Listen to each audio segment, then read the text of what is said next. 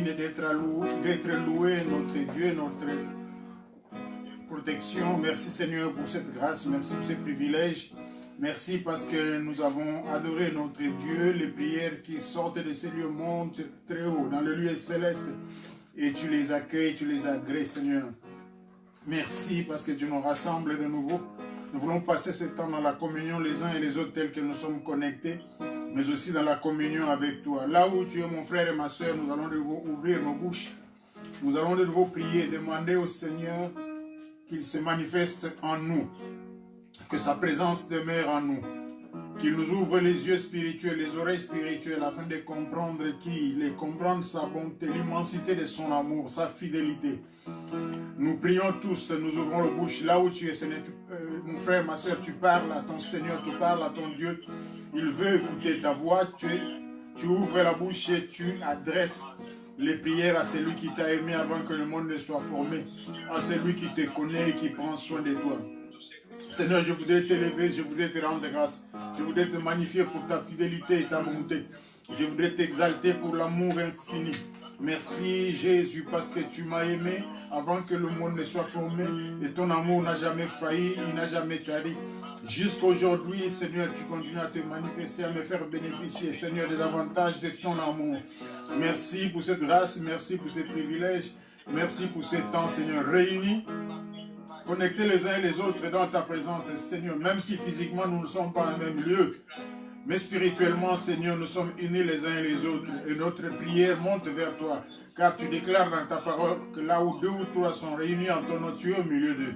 Seigneur, nous savons que tu es au milieu de nous, Seigneur. Que les prières qui sont faites en ces lieux, Seigneur, tu les agrées, tu les reçois dans les lieux célestes. Tu es fidèle, notre Père et notre Dieu. Merci, Seigneur, pour tes bienfaits innombrables.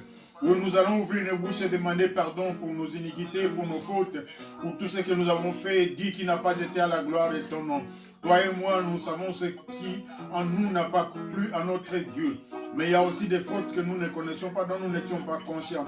Mais Dieu sait tout, il voit tout, qu'il nous pardonne. Heureux l'homme à qui l'Éternel ne tient plus compte de ses fautes. L'homme à qui l'Éternel pardonne ses iniquités. Et si nous confessons nos péchés, il est fidèle et juste pour nous les pardonner, pour nous laver de toute iniquité. C'est le moment, mon frère et ma soeur, profite-en, demande pardon à l'Éternel, demande pardon à ton Dieu. Peu importe tes fautes, ce Dieu-là est fidèle. Quand tu demandes pardon sincèrement, il pardonne. Et quand il pardonne, il oublie. Il les rejette loin derrière nous, nos fautes. Il ne s'en souvient plus. Le pardon est gratuit. C'est à toi de reconnaître simplement que tu as mal fait, de reconnaître et de te repentir, de demander le pardon à cause de la croix, à cause du sang qui a été versé par notre Seigneur. Le pardon nous est garanti de la part de notre Dieu. Si nous le demandons par la foi, prions là où tu es, demande pardon. Dis à ton Dieu, pardonne-moi Seigneur. Pardonne-moi mon roi, pardonne-moi mon maître.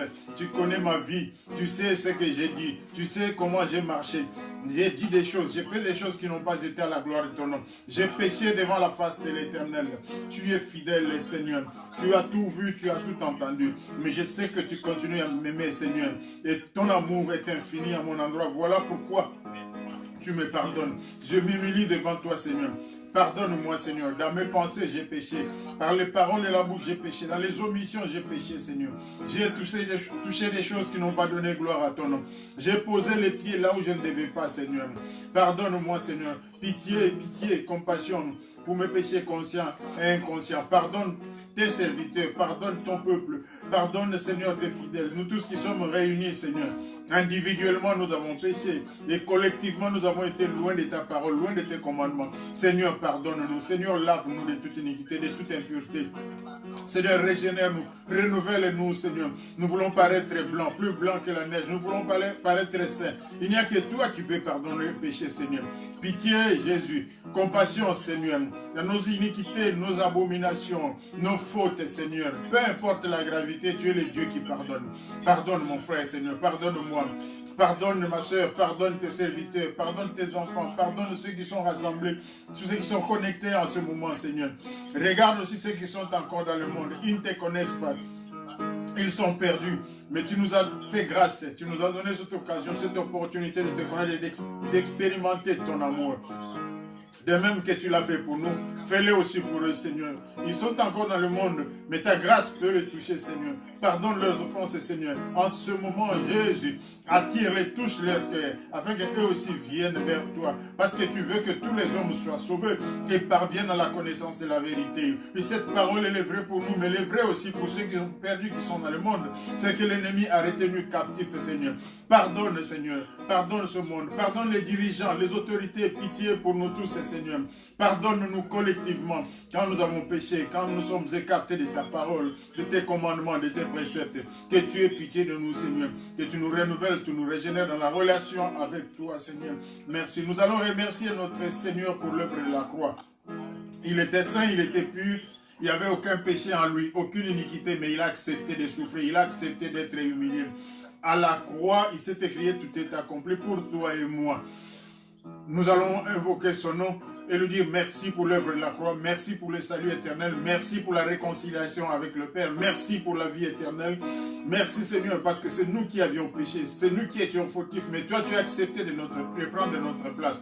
Pour qu'aujourd'hui nous soyons appelés enfants de Dieu, nous soyons appelés citoyens célestes. Soyons reconnaissants envers ces dieux, soyons reconnaissants envers notre Seigneur. Invoquons son nom et disons-lui merci, merci pour tout. Seigneur, nous te disons merci pour tes bienfaits, merci pour ton amour. Merci alors que nous étions loin de toi, dans le monde, pécheurs. Mais toi, tu nous as tant aimés, Seigneur, que tu as accepté de prendre notre place à la croix. Tu t'es livré, tu as donné ta vie, tu as versé ton sang, tu as été humilié, alors qu'il n'y avait aucun péché en toi, aucune fraude en toi, Seigneur. Mais tu as pris notre place et aujourd'hui, nous sommes appelés enfants de Dieu. Nous sommes citoyens célestes et co-héritiers avec toi alors que nous ne l'avions pas mérité. Merci Seigneur pour la croix, merci pour le salut éternel, merci pour la rédemption, merci Seigneur pour les sacrifices, merci pour la régénération, merci Seigneur pour la place que tu nous as accordée dans la vie éternelle, alors que nous n'avions rien de meilleur que les autres, mais simplement par ta grâce, tu nous as touchés pour qu'aujourd'hui nous puissions être des enfants de Dieu, nous approcher du trône de gloire de notre Père, nous écrier Abba Père et que notre prière soit reçue par notre Dieu, c'est lui qui est bon, c'est lui qui est merveilleux pour tout ce qu'il a créé. Merci Jésus pour tes bienfaits innombrables. Merci parce que jusqu'à aujourd'hui tu continues à agir dans nos vies, malgré nos faiblesses. Malgré nos insuffisances, malgré nos lacunes, Seigneur, tu continues à manifester ton amour pour nous. Tu continues à nous visiter par ta grâce, Seigneur. Tu continues à répandre tes bienfaits sur nous, alors que nous ne les méritons pas, alors que nous ne sommes pas humainement dignes, Seigneur. Mais à cause de ton amour, Jésus, tu as pris notre place et aujourd'hui encore, tu déverses sur nous tes bienfaits. Si nous avons le souffle de vie, si nous avons la force de pouvoir nous rassembler, proclamer ta bonté, proclamer ta grandeur pendant ce temps de prière. C'est parce que toi tu l'as permis, Seigneur. Que la gloire te revienne, Seigneur. Chaque jour tu renouvelles ta bienveillance. Chaque matin, tes compassions qui ne sont pas encore arrivées à leur terme sont répandues sur ton peuple, Jésus. Et tu as pitié de nous. Merci pour tout. Merci pour tout cela, Seigneur. Nous te sommes reconnaissants, Jésus. C'est d'un cœur plein de reconnaissance que nous ouvrons nos bouches. La prière vient du cœur. Elle sort de nos bouches pour proclamer la grandeur de l'Éternel. Bénir le Seigneur des Seigneurs. Élever celui qui est vivant, celui qui est parfait. Nous allons de nouveau élever notre Dieu, dire combien il est bon, combien il est merveilleux pour nous, combien il use de bienveillance pour nous, combien il manifeste sa bonté pour nous. Nous allons exprimer cette reconnaissance à notre Père et à notre Dieu. Prions tous, prie mon frère.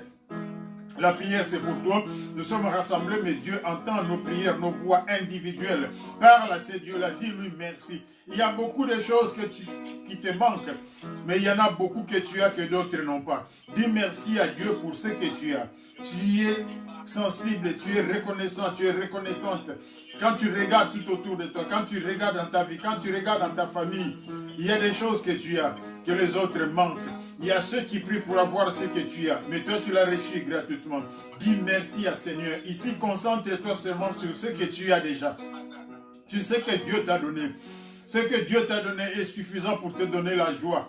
Ce que Dieu t'a donné est suffisant pour déclencher en toi ce sentiment, ce souci, ce désir de pouvoir lui dire merci. Dis merci à ces dieux-là. Dis merci à ton Père. Dis merci à ton Seigneur. Sois reconnaissant. Merci Seigneur pour la santé. Merci pour la force. Merci parce que je suis debout aujourd'hui. Merci Seigneur parce que tu me gardes en vie. Merci Seigneur parce que tu me permets de te connaître. Merci pour tout ce que j'ai reçu. Merci pour tout ce que je suis. Merci pour ma famille. Merci pour mes proches. Merci pour mes parents. Merci pour mes enfants. Merci Seigneur pour tous ceux que j'aime. Merci Seigneur pour ceux qui sont autour de moi. C'est gratuitement Seigneur que je bénéficie de tout cela. Merci pour la paix. Merci pour la joie. Merci pour l'espérance que toi tu me donnes. Cette espérance que le monde n'a pas. Tu me l'as accordée gratuitement. Alors que j'étais parmi ceux qui n'avaient pas de Dieu. Sans espérance, sans droit de cité dans le monde, mais éternel, dans ton amour infini, tu m'as attiré, tu m'as ramassé de la boue, tu m'as fait asseoir parmi les nobles, parmi les enfants de Dieu, parmi ceux qui te connaissent, alors que je n'avais rien de spécial. Sois loué, sois élevé, toi qui es Dieu, sois exalté, toi qui es le Père Tout-Puissant. Point d'autre Dieu, point d'autre roi, point d'autre maître en dehors de toi. Je proclame ta grandeur et proclame ta bonté. Merci pour ce privilège, merci pour ta présence, merci pour ta lumière. Nous allons demander à l'Éternel, demander à notre Seigneur, selon sa promesse, quand le Seigneur Jésus-Christ allait rentrer auprès du Père, il a dit qu'il était avantageux qu'il s'en aille, pour que l'Esprit de Dieu vienne. Et l'Esprit de Dieu est descendu au jour de la Pentecôte. La parole déclare qu'il est avec nous jusqu'à la fin des temps. Aujourd'hui, l'Esprit de Dieu est avec nous. Il est au milieu de nous. C'est à nous de lui laisser place. Disons au Saint-Esprit, prends la place. Conduis-nous pendant ce temps. Ce temps que nous allons passer, ce culte que nous célébrons. Saint-Esprit, Saint-Esprit, sois le maître. Toi qui sondes les profondeurs de notre Dieu, tu connais la volonté de Dieu, tu connais le désir de Dieu, tu sais ce que Dieu veut que nous fassions, ce que Dieu veut que nous disions. Saint-Esprit, nous avons besoin de toi, Seigneur. Esprit de Dieu, sois au milieu de nous. Esprit de révélation, esprit de consolation, esprit de la crainte de l'Éternel, l'esprit de vérité, manifeste-toi. Saint-Esprit, Saint-Esprit, souffle. Souffle en ce lieu, souffle en cet instant. Esprit de Dieu, l'esprit qui vient des quatre vents. Saint-Esprit, remplis-nous, remplis-nous, remplis-nous de la tête aux pieds, de la tête aux pieds. Renouvelé, régénéré, transformé par la puissance du Saint-Esprit, par l'onction divine. Esprit de feu, embrase-nous, Seigneur. Rallume la flamme du don spirituel. Prie mon frère, prie ma soeur, là où tu es, invoque le Seigneur. Demande la présence du Saint-Esprit. Que le Seigneur t'accorde l'Esprit au-delà de toute mesure. Que le Seigneur t'accorde le Saint-Esprit au-delà de ce que tu demandes, au-delà même de ce que tu penses. Que la puissance du Saint-Esprit prenne place en toi, dans ta vie. Au nom de Jésus. Au nom de Jésus. Puisque tu as Jésus comme Seigneur et Sauveur, le Saint-Esprit est pour toi aussi. Il est descendu, il est venu et il demeure dans le monde pour les enfants de Dieu, pour toi et pour moi. Invoquons le Seigneur. Demandons la présence du Saint-Esprit. Esprit de Dieu, règne maître. Esprit de Dieu, sois présent. Esprit de Dieu, conduis ce temps. Esprit de Dieu, sans toi, nous pouvons pas plaire à notre Dieu. Toi qui intercèdes en faveur des saints, que ce soit le moment où tu intercèdes en notre faveur, afin que la prière que nous faisons à ces lieux donne gloire à notre Dieu. Que le Seigneur prenne plaisir à ce temps que nous passons, oh Jésus. Esprit de Dieu, rallume la flamme, embrase-nous, Seigneur. Prends le contrôle, prends la direction. Viens, Seigneur, dans nos cœurs, dans nos vies. Saint-Esprit, Saint-Esprit, Saint-Esprit, aux quatre coins, tu es là. Souffle aux quatre vents, Seigneur. L'Esprit de Dieu, l'Esprit de Dieu, l'Esprit de Dieu, l'Esprit de Dieu, l'Esprit de Dieu. C'est toi qui opères des miracles. C'est toi qui rends l'impossible possible. Le Saint-Esprit, ouvre nos yeux spirituels. Le Saint-Esprit, Saint-Esprit, nous voulons contempler la grandeur de notre Dieu. Contempler la bonté de notre Dieu. Esprit de Dieu, Esprit de Dieu, Esprit de Dieu, nous voulons comprendre. Esprit de Dieu, ouvre notre intelligence. Saint-Esprit, Saint-Esprit, Saint-Esprit, règne, maître au milieu de nous.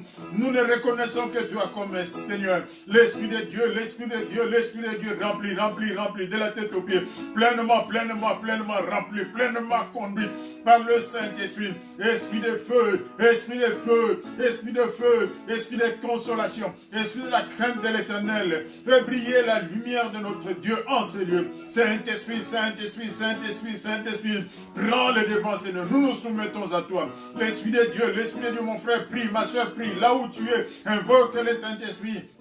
Invoque le Saint-Esprit. Il n'est pas loin, il est prêt. Tu lui laisses simplement la place. Tu lui dis de commander, de diriger, de prendre le contrôle. Qu'il prenne le volant de ta vie, qu'il prenne le volant de ce temps, de ce culte. Nous ne pouvons pas plaire à notre Dieu si l'Esprit de Dieu n'est pas là. Demande au Saint-Esprit de prendre la place qui est la sienne, la première place au devant. Que le Saint-Esprit oriente tes prières, que le Saint-Esprit oriente ton attitude, qu'il te dirige. Et Saint-Esprit, Saint-Esprit, prends la place. Oui Seigneur, je m'humilie, que toi tu croisses en ces lieux. L'Esprit de Dieu, l'Esprit de Dieu, l'Esprit de Dieu. Là où l'Esprit du Seigneur là où est le Seigneur. Le Saint-Esprit est ici. Le Seigneur est au milieu de nous quand nous lui laissons la place. Il a besoin de toi, simplement dans la foi, que tu te disposes pour qu'il vienne. Il ne force pas son chemin. Il ne vient pas s'établir de force. Mais il faudrait que toi tu ouvres ton cœur. Il faudrait que toi tu lui laisses la place. Il faudrait que toi tu le laisses dominer. Il faudrait que toi tu t'humilies. Que toi tu laisses le Saint-Esprit prendre le devant. Esprit de Dieu, tu es là, tu es là. Remplis-nous, Saint-Esprit, de la tête aux pieds. L'Esprit de feu, tu es là. Tu es à l'œuvre, tu es en train d'opérer. Saint-Esprit, Saint-Esprit, Saint-Esprit, que ce moment soit trouvé précieux aux yeux de notre Dieu. Le Saint-Esprit, le Saint-Esprit, le Saint-Esprit, renouvelle toutes les choses, Seigneur. Saint-Esprit, Saint-Esprit, manifeste-toi. Glorifie le nom de Jésus pendant ce temps que nous passons. Saint-Esprit, Saint-Esprit, parle-nous individuellement dans nos cœurs. Oui, mets-nous en communion les uns les autres, en connexion, en communion avec notre Seigneur. Tu es le Dieu de l'impossible. Merci Saint-Esprit, Saint-Esprit, Saint-Esprit, Saint-Esprit, au milieu de nous, Saint-Esprit, dans nos vies, Seigneur. Nous nous soumettons à toi, corps, âme et esprit, soumis à toi, Saint-Esprit. Dirige tout, parce que tout à nous doit servir la gloire du Seigneur. Et toi, tu les rends possibles. Tu connais nos faiblesses. Viens nous soutenir, Saint-Esprit. Relève-nous, redresse-nous, intercède en notre faveur, pour que de nos forces, de nos faiblesses, Seigneur, tu fasses de nous des hommes et des femmes fortes dans la communion avec notre Dieu et dans la communion avec les uns et les autres. Saint-Esprit, Saint-Esprit, Saint-Esprit, la première place, elle est à toi. Nous nous humilions, nous te laissons conduire. Prends la direction, Seigneur. Tu es vivant, Esprit de Dieu, invoque le Saint-Esprit. Crie au Seigneur pour que le Saint-Esprit prenne le devant. Laisse-lui la place, humilie-toi. Efface de ta tête toutes les pensées qui ne sont pas en rapport avec la prière. Que seul le Saint-Esprit prenne le devant. Que le Saint-Esprit oriente. Que le Saint-Esprit conduise. Que le Saint-Esprit dispose. Afin que tout ce qui se passe donne gloire au Seigneur. Prie, invoque le Seigneur. Invoque le Seigneur. L'Esprit de Dieu, tu es là. Tu es là, Saint-Esprit, tu es là, Saint-Esprit, tu es là, Saint-Esprit. Nous sommes à toi, nous t'appartenons, Seigneur. Tu as envoyé ton Esprit qui est là, qui te représente valablement. Le Saint-Esprit est Dieu. Il est là. Il sonde le cœur. Il est là. Il maintient en communion. Il est là. Il est en train d'œuvrer. Il est là. Peu importe nos problèmes, nos difficultés, le Saint-Esprit est à l'œuvre. Il est en train d'agir pour que toi et moi, nous puissions réaliser la présence de Dieu, contempler la bonté de notre Seigneur. Saint-Esprit, Saint-Esprit, tu es là, Seigneur. Je soumets toutes les choses à toi. Mon corps, je les soumets à toi. Mon esprit, je les soumets à toi. Mon âme est soumise à toi. Esprit de feu, esprit de feu, esprit de feu. Que la lumière du Seigneur brille en ces lieux, Saint-Esprit. L'esprit des conseils, dirige-moi, Seigneur. J'ai besoin de ta présence. Règne, Maître. L'Esprit de Dieu, l'Esprit de Dieu, l'Esprit de Dieu, afin que la gloire et toute la gloire ne reviennent qu'à notre Père, à notre Dieu, au Tout-Puissant, Créateur de toutes les choses, au nom de Jésus-Christ. Nous allons prendre autorité contre toute puissance contraire à la volonté du Seigneur. Nous avons pris ce temps pour la prière. Le diable, l'adversaire n'a pas de place. Mais il est tellement rusé qu'il cherchera à entrer à travers nos pensées, à travers des manœuvres diverses. Voilà pourquoi nous prenons autorité. Nous déclarons nul et sans effet tout projet de ténèbres. Nous renvoyons dans les lieux arides toute présence démoniaque au nom de Jésus-Christ. Où que nous soyons, nous sommes enfants de Dieu. Seule la présence du Seigneur doit demeurer au milieu de nous et en nous. Que le diable s'en aille, que les démons quittent nos vies, quittent nos corps. Au nom de Jésus-Christ, tu commences à prier.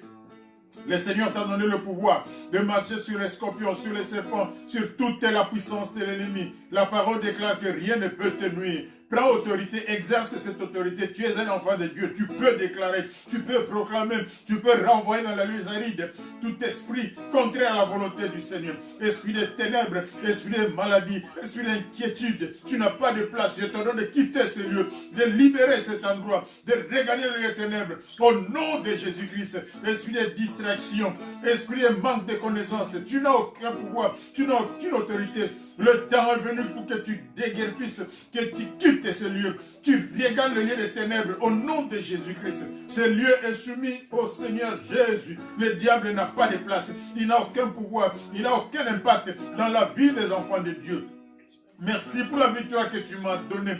J'exerce cette autorité sur les puissances des ténèbres. Au nom de Jésus, quittez ce lieu, Satan. Démons et tes acolytes, vous quittez cet endroit. Vous quittez ma vie. Vous quittez la vie des enfants de Dieu. Vous regagnez le lieu des ténèbres. Au nom de Jésus-Christ. Nous n'avons pas de communion avec les ténèbres.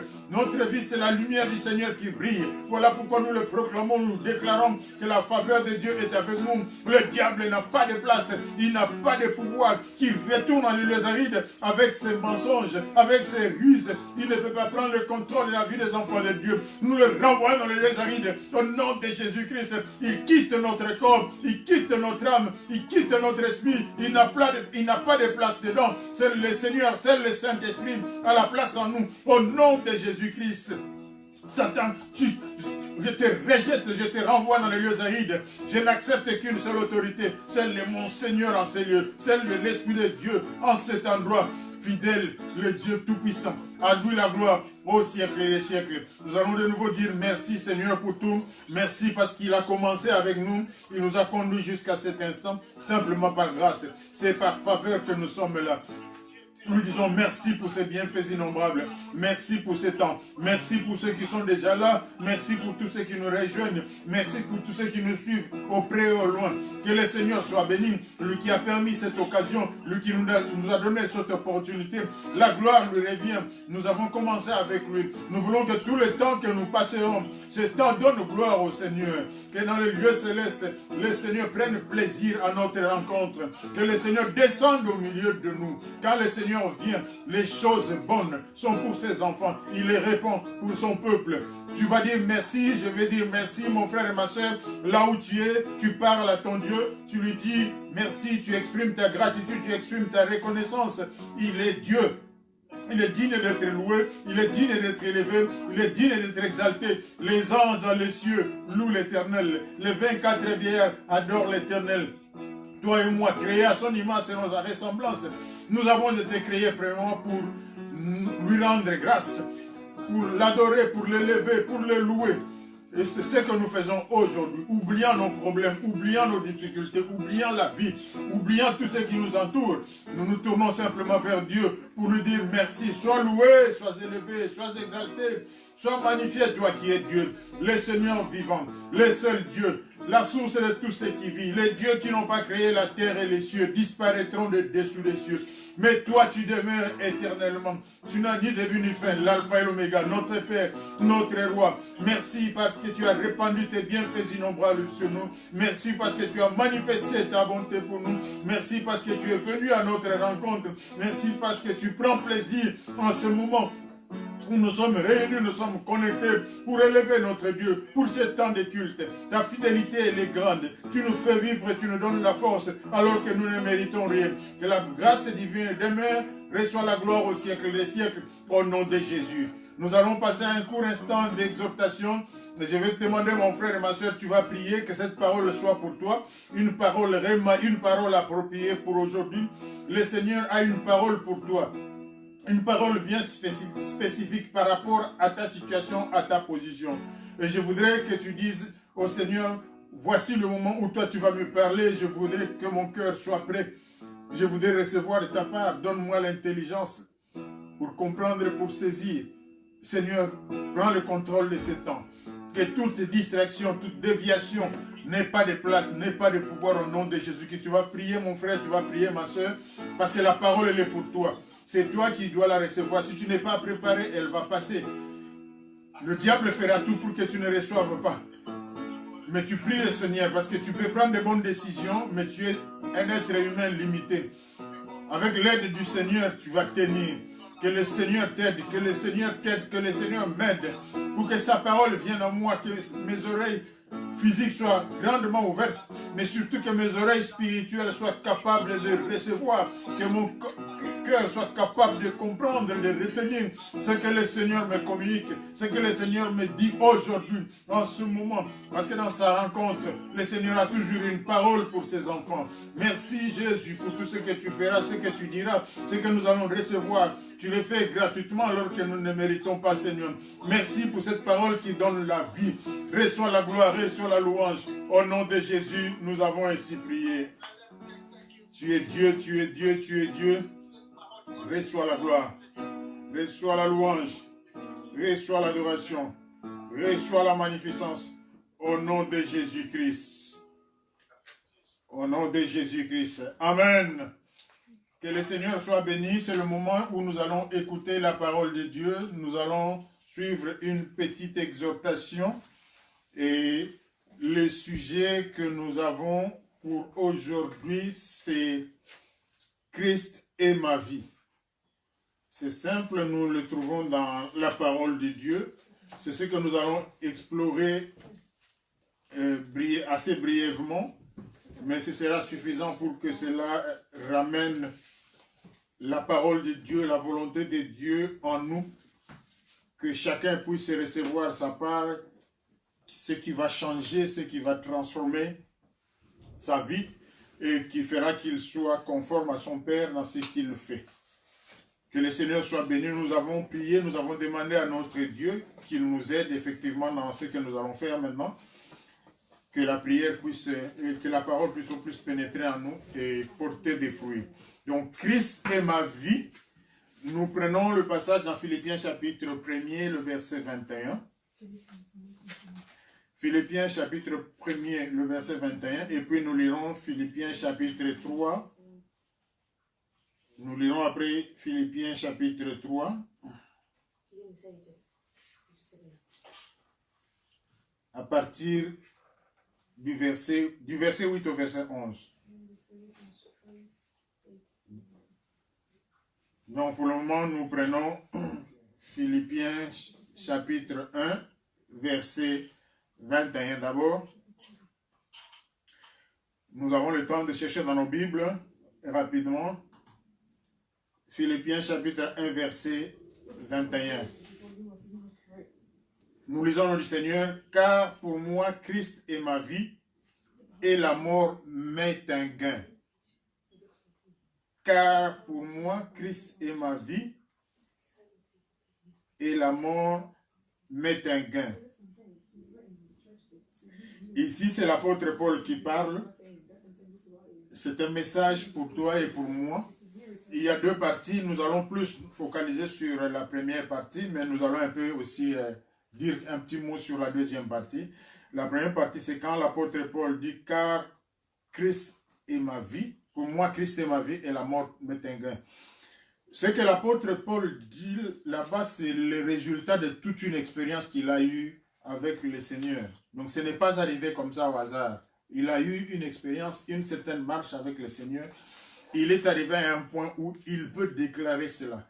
Et si nous avons choisi ce titre, c'est parce que nous voulons qu'à la fin, toi et moi, nous soyons capables de dire la même chose. De dire que pour moi, Christ est ma vie. Si nous le disons, alors nous aurons fait un progrès. Nous aurions fait ce que le Seigneur attend de nous. Nous aurons compris qui est le Seigneur dans nos vies. Nous allons parler un peu de ce parcours de Paul, mais je voudrais qu'on lise le deuxième passage dans Philippiens chapitre 3, du verset 8 au verset 11. Comme ça, nous entrerons dans les explications. Philippiens, nous étions au chapitre 1er, maintenant c'est le chapitre 3, le verset 8. Nous y sommes. Et même je considère tout comme une perte à cause de l'excellence de la connaissance du Christ, mon Seigneur. À cause de lui, j'ai accepté de tout perdre. Et je considère tout comme des ordures afin de gagner Christ. Et d'être trouvé en lui, non pas avec justice, une justice qui serait la mienne et qui viendrait de la loi, mais avec la justice qui est obtenue par la foi en Christ, une justice provenant de de Dieu est fondé sur la foi. Mon but est de le connaître, lui, ainsi que la puissance de sa résurrection et la communion de ses souffrances en devenant conforme à lui dans sa mort pour parvenir, si possible, à la résurrection d'entre les morts. C'est un passage qui est tellement profond. Nous allons prendre juste quelques extraits par rapport au sujet du message d'aujourd'hui. Christ est ma vie. Pour moi, Christ est ma vie. C'est une déclaration qui doit être une déclaration individuelle. Nous savons qui était Paul. Paul, à l'époque Saul, c'est quelqu'un qui connaissait Dieu, qui apparemment aimait Dieu, qui était sincère avec Dieu, mais il était dans l'erreur. Et l'exemple de Saul ou de l'apôtre Paul, dans son histoire telle qu'il a évolué, nous montre que on peut être très sincère dans ce qu'on fait, dans la relation avec Dieu, mais être dans l'erreur. Il était dans l'erreur, il connaissait la loi, il a été formé par ceux qu'on pourrait appeler des maîtres, comme Gamaliel, un grand formateur. Il était parmi les pharisiens, il connaissait la loi, il connaissait les Écritures, et il était même quelque part ce qu'on appelle légaliste, donc quelqu'un qui voulait appliquer la loi dans toute sa rigueur. Il était très zélé, c'est nous-mêmes qui en parle. Il était très zélé dans le service de Dieu. Tellement zélé qu'il n'acceptait pas que quelqu'un fasse quelque chose qui soit contraire à la loi. Et ce qui est arrivé, c'est que il a pris cette forme de justice en main lui-même. Il s'est retrouvé parmi ceux qui persécutaient les chrétiens. Parce que quand le christianisme a commencé, il était perçu comme étant une secte, des gens qui s'égaraient par rapport à la loi. Et pourtant, nous savons que Jésus-Christ est venu avec la vérité. Mais ceux qui étaient limités dans la loi, dans la compréhension tout à fait, je dirais, humaine de la loi, ils n'avaient pas saisi l'œuvre de Dieu qui était en train de s'opérer devant eux. Ce grand changement qui est survenu avec l'arrivée de Christ, non seulement sa naissance, mais sa vie sur terre, son ministère, sa souffrance, sa mort et sa résurrection. Et dans ces ailes que Saul avait, il a commencé à persécuter les chrétiens. Nous savons tous l'histoire jusqu'à ce qu'il rencontre le Seigneur sur les chemins de Damas. À partir de ce moment-là, tout a changé dans la vie de Saul, qui est devenu Paul. Il a eu une nouvelle compréhension des choses spirituelles. Il a gardé son zèle, mais maintenant dans la vérité. Il n'avait plus de pouvoir que pour la vérité. Et ici, Paul parle de quelque chose qui est tellement profond. Après cette expérience, ou à travers cette expérience, il arrive à quelque chose qui devient pour nous une bonne leçon. Christ est ma vie. Ça veut dire que pour Paul, Christ était devenu la priorité de sa vie. C'est vrai qu'il avait d'autres besoins sur la terre. C'est vrai qu'il avait peut-être d'autres engagements. C'est vrai qu'il avait peut-être d'autres projets. Mais il avait compris que avant toute chose, il y avait Christ. Il y avait une hiérarchie. Il mettait Christ à la première place. Dans tout ce qu'il faisait, c'était d'abord Christ. Et tout le reste venait après. Il en parle avec force, parce que c'était un homme de foi, avec force tellement que dans la deuxième partie du verset que nous venons de lire, il dit une chose qui est tellement puissante que même la mort met un gain. Ce passage a parfois été interprété de manière erronée. Paul ne dit pas qu'il veut mourir ou que la mort, qu'il ne craint pas la mort, ou je ne sais pas quelle interprétation on peut donner. Mais c'est comme s'il établit une échelle de valeurs. Il veut tellement Christ. Il veut tellement cette communion avec Christ. Nous allons voir dans la suite, dans Philippiens chapitre 3, que si la mort lui permettait d'atteindre cela, et s'il devait passer par la mort pour arriver à cela, il était prêt. Il acceptait la mort comme étant un gain, le gain dans le sens où il pouvait gagner Christ, être près de Christ, si c'était la voie. Mais ça dépendait de Dieu lui-même. Il a été sur terre, il a accompli sa mission, il était prêt à tout abandonner pour gagner Christ. Et ça, c'est tellement profond que chacun de nous doit y réfléchir par rapport à sa propre vie, d'aujourd'hui même, tel que nous sommes là. À quoi nous sommes prêts pour gagner Christ? Mais Paul ne parle pas seulement de gagner Christ. Il explique un peu sa démarche dans Philippiens chapitre 3 que nous venons de lire. Nous allons reprendre certaines parties. Il explique d'abord ce qu'il est. Je reprends le chapitre 3 à partir du verset... je vais prendre le verset 4 jusqu'à 7. Philippiens 3, 4 à 7, rapidement. Pour moi, j'aurais sujet de mettre ma confiance dans la chair. Si d'autres croient pouvoir se confier en la chair, à plus forte raison moi. Circoncis le 8e jour, c'est-à-dire selon la loi. De la race d'Israël, de la tribu de Benjamin, hébreu, né d'hébreu. Et quant à la loi, pharisien, quant aux zèles, persécuteurs de l'Église, quant à la justice légale, irréprochable. Donc, selon la loi, telle qu'elle était comprise humainement à l'époque, il était irréprochable. Mais le verset 7, il dit, « Mais ce qui était pour moi un gain, je l'ai considéré comme une perte à cause de Christ. » Donc, Paul est prêt à tout à cause de Christ, pour demeurer avec ce verset 8. Et même je considère tout comme une perte. Tout ce qui faisait son orgueil, tout ce qui faisait sa personnalité, tout ce qui faisait qu'il soit quelqu'un de bien considéré dans la société, tout ce qui faisait sa richesse ou je ne sais pas quoi, tout, il considère cela comme une perte. Et même, au verset 8, chapitre 3, et même je considère tout comme une perte à cause de l'excellence de la connaissance de Christ, mon Seigneur. À cause de lui, j'ai accepté de tout perdre et je considère tout comme des ordures afin de gagner Christ. Et d'être trouvé en lui non avec une justice qui serait la mienne et qui viendrait de la loi, mais avec la justice qui est obtenue par la foi en Christ, une justice provenant de Dieu et fondée sur la foi. Mon but est de connaître Christ. Mon but est de connaître Christ. Il veut connaître Christ. Au verset 8, nous revoyons ce qu'il dit. Et même je considère tout comme une perte à cause de l'excellence de la connaissance de Christ. Ce sont des mots qui paraissent assez simples. Peut-être que nous passons dessus. Mais qu'est-ce que c'est que connaître Christ? Et là, il n'y a personne de mieux que Paul pour nous expliquer, à travers son expérience à lui. Nous pouvons connaître quelqu'un de plusieurs façons. Et beaucoup connaissent Christ, beaucoup dans le monde connaissent Christ, beaucoup dans l'œuvre de Dieu connaissent Christ. Mais est-ce que réellement nous connaissons Christ? Nous connaissons Christ peut-être comme un personnage historique, quelqu'un qui a vécu. Christ, Fils de Dieu, Christ, Sauveur et Seigneur. Mais ça peut être de la théorie. Tout le monde peut connaître, tout le monde peut le dire. Ceux qui sont dans le monde peuvent le dire.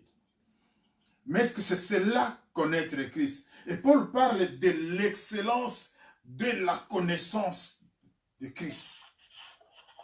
Comment connaître Christ dans cette excellence-là? Il comprend que connaître Christ, c'est un niveau tellement élevé que quand on arrive à ce niveau-là, tout le reste devient comme une ordure. Tout le reste n'a plus de sens, n'a plus de place dans sa vie. Et Paul veut connaître, il fait de la connaissance de Christ son but, son désir. Il laisse tomber tout pour chercher à connaître Christ. Aller dans la profondeur de Christ. Oui, mais connaître Christ, on sait qu'il est né à Bethléem, qu'il a grandi, qu'il a fait son ministère, tout cela. Mais Paul ne parle pas de cette dimension. Il parle de la connaissance intime. Cette connaissance qui ne peut venir que dans la relation directe, personnelle avec Christ. Tu peux connaître quelqu'un de loin, de ce que tu vois à l'extérieur, de ce qu'on raconte. Mais Paul va dans l'intimité. Il veut avoir une intimité avec Christ. Intimité tellement profonde qu'il veut suivre Christ dans tout son parcours, dans tout son cheminement. C'est l'excellence de cette connaissance-là. Cette connaissance qui est de haut niveau. Ce n'est pas une connaissance de loin, mais une connaissance de l'intérieur. Vivre avec Christ. Mais il dit une chose avant d'aller en profondeur dans cette connaissance, afin d'être trouvé juste aux yeux de Dieu, non plus selon la loi, c'est ce qu'il faisait avant. C'est-à-dire qu'il posait des actes, il faisait des choses, il appliquait la loi pour être considéré comme étant juste. Mais après avoir découvert Jésus-Christ, il a compris qu'il était dans l'erreur, que le seul chemin qui mène au Père, le seul chemin par lequel nous pouvons plaire au Père, c'est à travers Jésus-Christ. C'est lui qui est le chemin, la vérité et la vie. Alors Paul comprend quelque chose, que ce n'est pas par les œuvres qu'il va aboutir à la justice divine. Ce n'est pas par les œuvres que Dieu va le considérer comme juste. Ce n'est pas par les œuvres que les promesses que Dieu a faites aux justes seront les siennes. Il parle ici de cette justice qui ne s'obtient que par la foi. Parce qu'avant, il a travaillé selon la loi des œuvres. Mais maintenant, il a compris que c'est par la foi en Christ. Alors, il veut connaître profondément ce Christ. Il donne certains éléments dans le verset que nous venons de lire, au verset 10. Mon but est de le connaître, lui, ainsi que la puissance de sa résurrection et la communion de ses souffrances en devenant conforme à lui. Il veut connaître Christ. Il veut aller avec Christ dans la communion de ses souffrances. Christ a souffert, mais il a souffert pourquoi? À cause de nous, à cause de moi et à cause de Paul. Christ a été humilié, mais à cause de qui? À cause de moi. Et Paul va dans cette profondeur. Il s'identifie un peu à Christ. C'est comme s'il souffrait avec Christ. Il va utiliser cette expression ailleurs. C'est comme s'il souffrait avec Christ. Il expérimentait cette souffrance à cause de ses fautes, à cause de ses péchés, à cause de ses iniquités. C'est vrai, c'est Christ qui a été amené à la croix. C'est Christ qui a été flagellé. C'est Christ qui a... Mais Paul essaie d'entrer dans cette expérience parce que s'il communie avec Christ, jusque dans la souffrance, c'est le mot qu'il utilise, communion des souffrances de Christ. Il communie avec Christ, il va comprendre alors ce que Christ a fait pour lui. Il va comprendre la valeur des souffrances, du sacrifice de Christ pour lui dans sa vie. Donc il veut comprendre Christ dans la profondeur, dans la communion de ses souffrances. C'est comme s'il souffrait avec Christ. Pendant que Christ était flagellé, il était là avec Christ. Il était là en communion, une certaine identification complète avec Christ. Il veut comprendre la puissance de la résurrection de Christ. Il est d'abord mort, mais qu'est-ce qui s'est passé quand Christ est mort? Qu'est-ce qui s'est passé? Qu'est-ce que l'humanité a gagné? Qu'est-ce que Paul a gagné? Qu'est-ce que les enfants de Dieu ont gagné? Et c'est ce que Paul veut comprendre dans la profondeur. Il veut comprendre la puissance de la résurrection de Jésus-Christ. Qu'est-ce qui s'est passé à la résurrection? Qu'est-ce qu'il y a eu? Cette victoire sur l'ennemi, cette victoire sur le diable. Ce rachat de l'humanité, nous qui étions perdus, un peuple sans Dieu, maintenant ramené auprès du Père, réconcilié avec le Père, des oliviers sauvages, maintenant branchés de nouveau. Nous sommes adoptés comme enfants de Dieu. Paul veut aller dans cette profondeur, comprendre la puissance de la résurrection, ce qui s'est passé. C'est un miracle, l'œuvre de la croix, un miracle, mais Paul veut entrer dans la profondeur. Dans la communion avec Christ, en lisant les Écritures, bien sûr, en écoutant la parole de Dieu, bien sûr, mais avec l'aide du Saint-Esprit, il veut comprendre. Il a eu une révélation de l'Évangile par le Seigneur lui-même. Il cherche, il a ce désir-là. Il ne se limite pas à la connaissance qu'il avait en tant qu'humain, mais il veut une connaissance avec une dimension spirituelle divine. Il veut que le Seigneur continue à lui ouvrir les yeux pour qu'il comprenne, qu'il aille dans la profondeur. Bien-aimés, frères et sœurs, que ce soit la même démarche pour toi et moi, le même souci. Puisque Paul avait ce souci-là, le Seigneur lui a ouvert les yeux. Il lui a ouvert les oreilles spirituelles. Il y a des choses que Paul a vues, a compris, que toi et moi peut-être ne pouvons pas comprendre s'il n'y avait pas les Écritures. Mais si nous avons ce désir-là de comprendre, d'aller dans la profondeur, de vivre dans la communion avec Christ, en ce moment nous allons comprendre qui est réellement Christ. C'est à partir de cette démarche que Paul va dire, mais pour moi, Christ, c'est ma vie. Ma vie, tout ce que je cherche maintenant, c'est Christ. C'est demeurer avec Christ. C'est expérimenter la présence de Christ. C'est vivre avec Christ. Et vers la fin du verset 7, je reprends verset 10 plutôt. Mon but est de le connaître, lui, ainsi que la puissance de sa résurrection et la communion de ses souffrances, en devenant conforme à lui, dans sa mort, pour parvenir, si possible, à la résurrection d'entre les morts. Ce que Paul veut, c'est comprendre ce que Christ a fait, rester dans la communion avec lui, mais devenir aussi conforme à lui. Il parle de la mort pour parvenir, si possible, à la résurrection. Mais aussi, nous verrons Paul qui dans sa vie, a pris comme modèle Jésus-Christ. Il dit, soyez mes imitateurs comme je l'ai su du Seigneur Jésus-Christ. Paul a vécu sa vie en cherchant à imiter Christ, avoir les mêmes sentiments qu'il y avait en Christ, avoir les mêmes pensées qu'il y avait en Christ, avoir la même compassion qu'il y avait en Christ, avoir le même amour que Christ avait. C'est vraiment cette démarche-là profonde qui fait que la connaissance que Paul a eue de Christ, elle est différente de la connaissance que beaucoup d'entre nous avons. Notre connaissance, elle est lointaine. Christ comme étant un personnage différent de nous. Nous apprenons ce que Christ a fait. Nous lisons, mais nous sommes au loin, séparés de lui. Pour Paul, la démarche n'était pas celle-là. C'était être dans la communion, être avec Christ, vivre avec Christ. Tous les jours, ce n'était pas une vie physique, parce que Christ n'était pas là physiquement avec Paul, mais spirituellement, c'est comme si chaque jour, il était avec Christ. C'est pour ça qu'il dit, pour moi, Christ est ma vie. Toute sa vie, c'est Christ. Tout ce qu'il fait, c'est Christ. La priorité en tout, c'est Christ. Il recherche Christ, sa présence, mais surtout, il veut le connaître encore plus, encore plus, encore plus. C'est vrai qu'il connaissait déjà quelque chose de Christ, mais il réalisait qu'il y avait encore beaucoup de choses à découvrir. Bien aimé, ça doit être la même démarche pour toi. Ça doit être la même démarche pour moi. Je ne sais pas ce que tu connais, je ne sais pas ce que je connais, mais je ne connais pas encore suffisamment. Je ne connais pas encore assez. Je ne connais que partiellement. Que je cherche dans la relation avec le Seigneur, dans la communion avec le Seigneur, dans la prière, en demandant l'aide du Saint-Esprit, comprendre, connaître encore un peu plus. Mais cela n'arrivera que si Christ est vraiment au centre, qu'il est vraiment la priorité, que les yeux sont toujours tournés vers lui, dans notre vie de tous les jours. Oui, la vie est faite des expériences. Chaque jour, nous avons des expériences bonnes, mauvaises. Il y a des choses qui se passent. Il y a des moments où nous sommes dans la joie, des moments où nous sommes dans la tristesse. Ça peut arriver. Il y a des moments où c'est le bonheur. Il y a des moments où il y a la souffrance. Tout cela, ça arrive. Il y a des moments où nous sommes dans des occupations qui peuvent être légitimes, tout à fait normales. Nous sommes dans des occupations tellement occupées que nous oublions certaines choses qui sont essentielles, spirituellement parlant. Et parfois même, c'est simplement la distraction. Il y a des choses à côté, à gauche et à droite qui font que nous sommes distraits.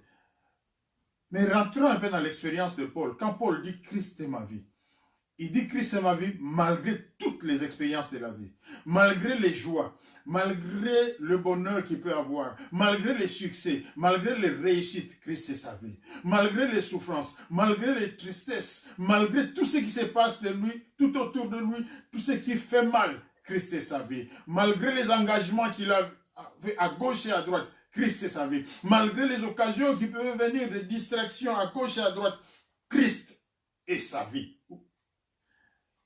Ça, c'est notre démarche à nous. Ça, devait être notre attitude à nous. Tout ce qui se passe autour de nous, bien ou mauvais, Christ doit demeurer le centre de la vie. Que ce soit à titre personnel, que ce soit à titre collectif, mais je ne sais pas, que ce soit dans la famille, dans la société, Christ demeure notre vie. Le sens même de notre vie, c'est Jésus-Christ. Si tu vis, c'est à cause et c'est grâce à Jésus-Christ. Voilà pourquoi Paul dit, ce n'est plus moi qui vis, c'est Christ qui vit en moi. Il n'avait les yeux que pour Jésus-Christ, la bouche pour Jésus-Christ, le cœur pour Jésus-Christ. La priorité, c'était Jésus-Christ. Mais pourquoi nous en parlons aujourd'hui, dans cette phase, dans cette situation bien particulière? C'est parce que, avec cette pandémie, cette maladie, nous pouvons tomber dans le piège d'oublier que c'est Christ qui est le centre de la vie. Si nous regardons tout autour de nous, si vous avez eu à causer avec quelques personnes pendant la semaine ou les semaines passées, vous verrez que toutes nos conversations tournent autour du problème de la maladie, de la pandémie, de ce qui nous affecte. Ce qui est bien parce que ça nous préoccupe, nous devons prendre des dispositions, il y a des mesures appliquées, chacun doit se protéger, il faut protéger les autres, il faut se laver les mains, garder les distances, c'est très bien.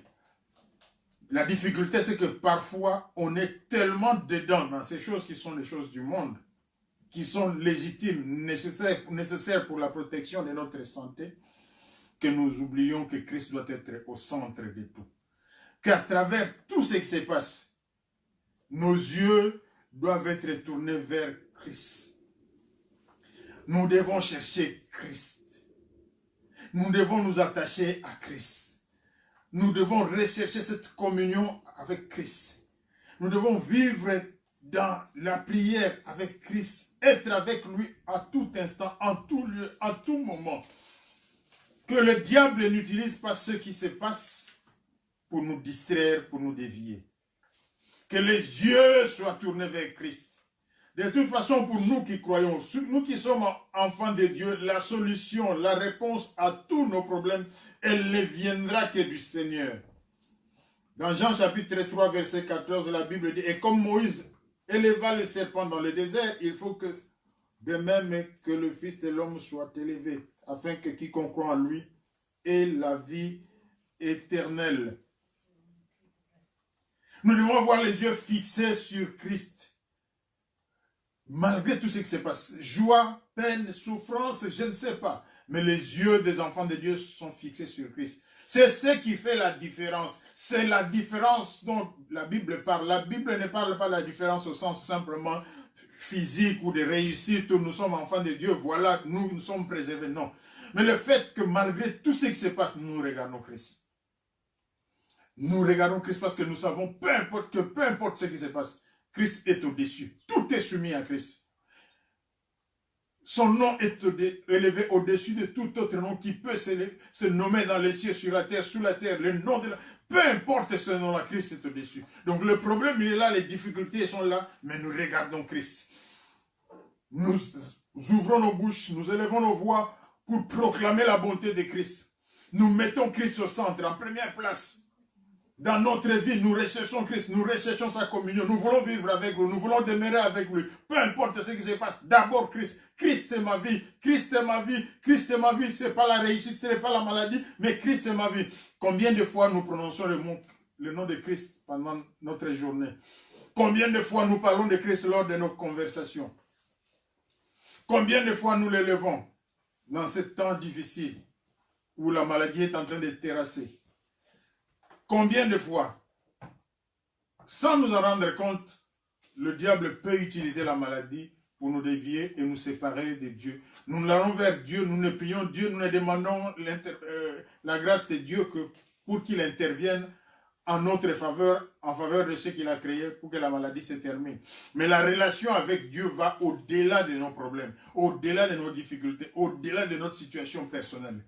Joie ou tristesse, c'est Christ d'abord.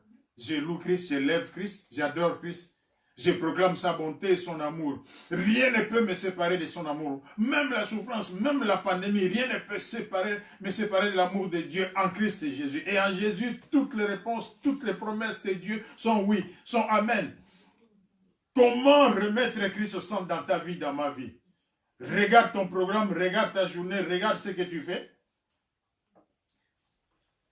Mais surtout, regarde ton cœur.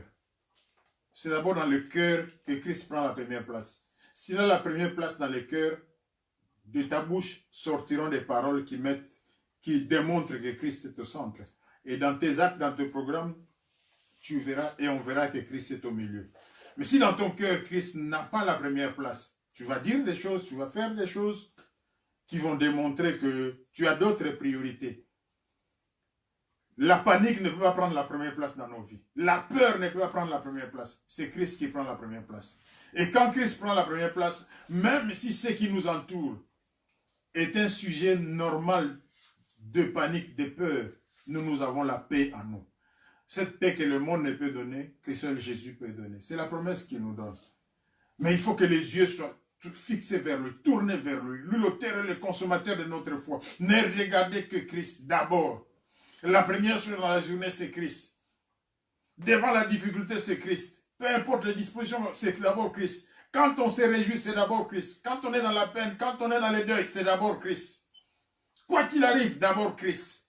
Faire attention aux distractions, d'abord Christ, d'abord Christ, d'abord Christ. Si on pouvait noter ça quelque part, sur un mur, Christ est ma vie, dans son portable, Christ est ma vie, ce serait un bon, je dirais slogan, mais pas dans le mauvais sens, ce serait quelque chose qui nous donnerait de motivation pour que chaque jour nous retournions vers Christ pour lui dire merci.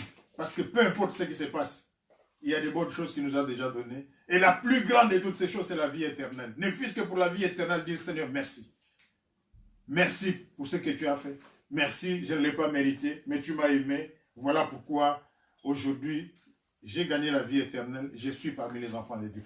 Voilà l'exhortation que nous avons pour ce jour. Nous allons prendre le temps d'invoquer de nouveau le Seigneur. Et après, nous allons suivre le chant d'adoration. Ensuite, nous allons clôturer notre service. Là où tu es, tu vas saisir cette occasion pour te dire, comme Paul, tu vas répéter, Seigneur, je voudrais que tu sois le centre de ma vie. Je voudrais que désormais, toi, tu sois ma vie. Que je m'identifie à toi, Seigneur. Je m'identifie à ta souffrance.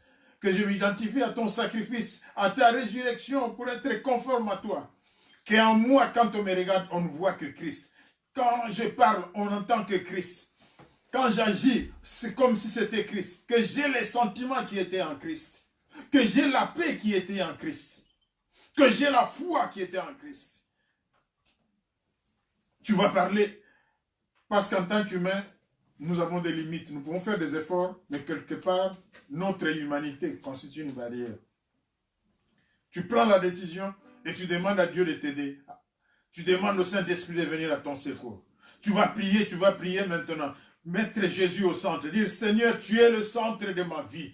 C'est toi ma vie. Ce n'est pas ce que je vois. Que ce soit la joie, que ce soit la tristesse. Pour moi, Christ est ma vie. Tout le reste, c'est une perte. Je considère tout le reste comme étant une perte. Ce qui me rapproche de toi, c'est cela en quoi je me réjouis. Seigneur, à partir de ce moment, je voudrais réorganiser ma vie, réorienter mes pensées pour que Christ soit toujours au centre de tout. Tu vas ouvrir ta bouche là où tu es, tu vas parler, tu vas t'adresser à ce Dieu-là. Oublie les problèmes, oublie les difficultés, d'abord Christ. Quand Christ est là, les solutions viennent. Je ne sais pas comment, mais par la foi au temps favorable, les portes vont s'ouvrir, les chaînes vont tomber et les montagnes seront aplaties. Mais parce que nous avons fait confiance en Christ, parce qu'à cause de l'œuvre de la croix, à cause de la rédemption, lui qui nous a rachetés au prix de son sacrifice, à cause du sang qui a été versé, nous avons la victoire. À cause de sa résurrection, nous triomphons, nous sommes plus que vainqueurs. Peu importe ce qui se passe, nous avons la certitude d'une chose, que Dieu est avec nous, que le Seigneur est avec nous si nous le mettons au centre. Contrairement au monde, nous traversons tous les mêmes difficultés. C'est la même maladie à laquelle nous sommes exposés. La différence pour nous, c'est que nous traversons cette situation avec Christ. Alors que celui qui est dans le monde traverse la situation personnellement, individuellement, seul, peut-être dans la misère, dans la souffrance. Il crie au Seigneur, mais à partir de l'extérieur. Oh, nous, Christ est avec nous, il est en nous. Ce n'est plus moi qui vis, c'est Paul qui l'a dit, c'est Christ qui vit en moi. Maintenant que je remets Christ au centre de ma vie, tu vas prier, chacun connaît sa vie. Tu as déjà Christ, tu penses que tu es déjà dans cette relation, eh bien demande au Seigneur un peu plus, encore plus, parce que le Saint-Esprit peut t'amener à un niveau beaucoup plus élevé, comme il a amené l'apôtre Paul. Parle au Seigneur, dis au Seigneur, je voudrais que tu sois au centre de ma vie. Saint-Esprit, aide-moi. Christ est ma vie, nuit et jour. Que je me réveille, que je dorme, que je mange, que je sois en bonne santé, que je sois malade, devant les dangers, devant les souffrances, devant les joies, devant les peines. Je ne sais pas quoi, mais Christ est ma vie et demeure ma vie. Je ne changerai pas cette position-là. En toute situation, en toute circonstance, c'est Christ qui est ma vie. C'est Jésus qui est ma vie. C'est Jésus qui est au centre de ma vie. Mes yeux seront tournés toujours vers lui. Je ne paniquerai pas. Je n'aurai jamais peur. tomberai pas dans les inquiétudes. Je ne tomberai pas dans les distractions. Je ne tomberai pas dans l'idolâtrie. Parce que c'est Christ qui est ma vie. Rien ne peut remplacer Christ dans ma vie. Le diable peut venir avec ses ruses, avec ses manœuvres, pour tourner mes pensées vers autre chose qui n'est pas Christ. Pour tourner mes préoccupations vers autre chose qui n'est pas Christ. Mais je sais qu'en dehors de Christ, c'est la mort. Moi, j'ai choisi. Moi, j'ai accepté l'appel de mon Seigneur. Voilà pourquoi je le déclare au centre de ma vie, au centre de mes préoccupations. La première place sera toujours occupée par Christ. Parle, parle, parle, c'est ta propre vie. La première place est toujours Christ. Quoi que tu fasses, quelles que soient les démarches, où que tu ailles, la première place c'est toujours Christ. La première place c'est toujours Christ. Oui, tu vas manger, tu vas travailler, tu vas aller à l'école, tu vas étudier, tu vas faire des projets. Mais la première place c'est toujours Christ. Cette place-là, personne ne peut la bouger. C'est Christ que tu as placé là. Et si toi tu ne le fais pas descendre, Christ ne descendra pas. Et tu prends la décision que désormais, puisque j'ai compris, comme l'apôtre Paul, je voudrais m'écrier, Christ est ma vie. Christ est ma vie. Christ est ma vie. Je ne suis pas le monde. Je ne suis pas le voisin. Je ne suis pas la voisine. C'est ma relation avec le Seigneur. Je voudrais vivre dans la communion avec lui. Christ est ma vie. Christ est au centre de toutes choses. Christ est ma vie. Mes yeux ne regardent que Christ. Quand il y a des problèmes, quand il y a des difficultés, je regarde Christ. Quand je suis dans la joie, quand ça marche bien, je regarde Christ. Parce qu'en dehors de lui, je n'ai pas d'autre salut. Prie mon frère, prie ma soeur, que la bouche que tu as, que le Seigneur t'a donnée, sorte des paroles qui vont élever le Seigneur. Christ est ma vie. Cela doit être ancré, enraciné dans ton cœur, dans mon cœur, dans mes pensées, dans mes réflexes, que ce soit dans les rêves, que je dorme, que je sois éveillé. Christ est ma vie. Devant les dangers, Christ est ma vie. Déclare-le, confesse-le. C'est par la foi, nous marchons par la foi, par la foi, par la foi, déclare-le, que le Seigneur te soutienne, que le Seigneur me soutienne. Christ est ma vie. Christ est ma vie, Christ est ma vie, Christ demeurera ma vie. Le diable ne peut rien. Il peut faire toutes ses manœuvres, il peut faire toutes ses tentatives, il peut user de toutes ses ruses. Il y a une chose qui ne changera pas. Christ est ma vie. Mes pensées seront toujours tournées vers Christ. Mes paroles toujours vers Christ. Ma foi, ma confiance toujours vers Christ. Et Christ sera toujours au centre de ma vie. Je le proclame, je le confesse. Christ est ma vie. Je l'aime. Christ est ma vie. Il ne m'abandonnera jamais. Christ est ma vie. C'est lui qui me fera triompher. Christ est ma vie. Dans mes souffrances, il est toujours à mes côtés. Christ est ma vie. Dans mes joies, il est toujours à mes côtés. Christ est ma vie. Qu'il pleuve ou qu'il ne pleuve pas, Christ est ma vie. Le figuier ne fleurira pas, Christ est ma vie. Peu importe ce qui se passe, Christ est ma vie. Je reste attaché à lui, Christ est ma vie. Déclare-le, Christ est ma vie. Devant l'ennemi, déclare simplement que Christ est ma vie. Christ est ma vie. Je me lève avec Christ, je dors avec Christ. Peu importe ce qui se passe, Christ est ma vie. Mes yeux sont tournés vers lui. Christ est ma vie. Mon espérance est placée en lui. Christ est ma vie. Même quand le monde me décevrait, mais j'ai fait confiance en mon Seigneur. Christ est ma vie. Je sais que lui ne me décevra jamais. Lui ne m'abandonnera jamais. Même si je traverse le fleuve en furie, Christ est ma vie. Il est avec moi. Je ne me noierai pas. Les fleuves ne me submergeront pas. Et quand je traverse le feu, je ne brûlerai pas. Parce que Christ est ma vie. Christ est ma vie. Il est en moi. Christ est ma vie. C'est lui qui vit en moi. Christ est ma vie. Il me fera sortir de cette tribulation. Il me fera sortir de ces troubles. Il me fera sortir de cette difficulté. Il me fera sortir de cette menace. Christ est ma vie. C'est lui qui me protégera. C'est lui qui me préservera. Christ est ma vie. Je regarde Christ et je confesse ma foi en lui. Christ est ma vie. Dis-le, dis-le, dis-le, proclame-le, déclare-le, que la parole sorte de ta propre bouche. Réalise que le Seigneur entend cette parole-là. Puisque Christ est ta vie, puisque Christ est ma vie, maintenant dis Seigneur, je voudrais te connaître encore plus. Je voudrais te connaître encore plus, Seigneur. Je comprends que ce que je connais, c'est encore rien. Je voudrais te connaître dans la profondeur, plus loin encore, Seigneur. Mais seul le Saint-Esprit peut le faire en moi. Que l'Esprit de Dieu vienne. Que l'Esprit de Dieu vienne, ouvre mon intelligence, ma compréhension, Seigneur. Augmente ma connaissance. Seigneur, je voudrais te connaître encore. Connaître l'œuvre que tu as accomplie pour moi. Communier dans tes souffrances. À la croix du mont Golgotha. Communier avec toi dans ta résurrection. Je voudrais imiter ce que tu avais, ce que tu faisais. Oh Jésus, les sentiments que tu avais en toi, Seigneur. C'est ce que je voudrais avoir. Vivre comme toi, Seigneur. Déclare-le. Ta décision, elle est importante et demande l'aide du Seigneur. Seigneur, aide-moi. Tu es ma vie, tu es ma vie, tu es ma vie. Quand il y a des combats, quand il y a des troubles, j'essaie une chose, tu es ma vie. Quand je le déclare, je sais que tu interviens en ma faveur. Tu es ma vie, Seigneur. Mes yeux sont tournés vers toi. Mes yeux sont fixés vers toi. Personne ne peut arracher mes yeux, les déplacer de Christ. Oui, Jésus, c'est toi mon Dieu, c'est toi mon Seigneur. C'est toi mon espérance, toute ma confiance, c'est toi. Tu es fidèle, Seigneur. Tu es bon, tu es merveilleux.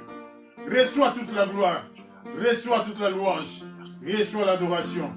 Au nom de Jésus, nous avons ici prié. Amen, amen, amen, amen. Dieu est bon, Dieu est bon, Dieu est bon. Nous allons prendre le temps de la louange. Nous allons louer notre Dieu. Nous allons élever notre Dieu après avoir été bénis par la parole de Dieu. Le temps est venu où nous allons